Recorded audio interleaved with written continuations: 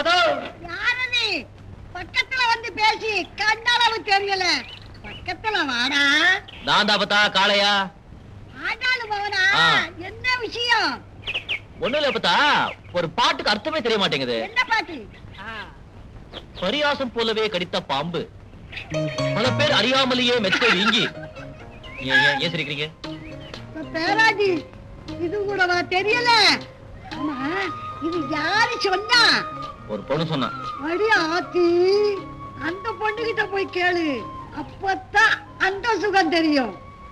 போடா போடா முட்டாள, போய் போய் இந்த கிழவிகிட்ட வந்து கேக்குறீங்க. கேள்வி வைக்கப்படுது. என்ன இருக்கும் இது?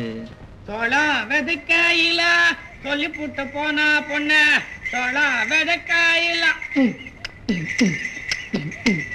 ஏன்னா பின்னாலே ஓட்டிட்டே வரீங்க? ஏன் பின்னாடி வந்தா என்ன முட்டையா போட போற நீ? ஏய், நீங்க போய் கலையிட்டுறீங்க. எனக்கு ஒரு முக்கியமான வேலை இருக்கு. நான் இப்ப போய் இப்ப வந்துடுறேன். இப்ப போயிட்டு இப்ப வர போறியா? அதுக்கு போவே வேணாமே. தம்பி தமாஷ் பண்றேன், தம்பி தமாஷ் பண்றேன். அண்ணே, அண்ணன் எங்க தனியா போகுது? டேய், அதான் முக்கியமான வேலை இருக்குன்னு சொல்லிட்டு போகுதுல. இது வரைக்கும் அந்த மாதிரி போனதே இல்லையே. அப்படி ஏதாவது முக்கியமான விஷயமா இருந்தா நம்ம கிட்ட சொல்லிட்டு இல்ல போகும். டேய், அண்ணன் நேத்தில இருந்தே சரியில்லை. நீயும் சரியில்லை. ஆ? நீ எதையும் கவனிக்கலையா?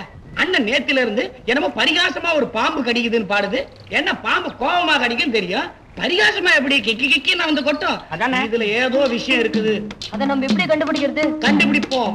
அண்ணனுக்கு தெரியாம அது எங்க போதோ அவருக்கு பின்னாடியே போவோம். என்ன முக்கியமான விஷயம் கண்டுபிடிக்கலாம் வாங்க.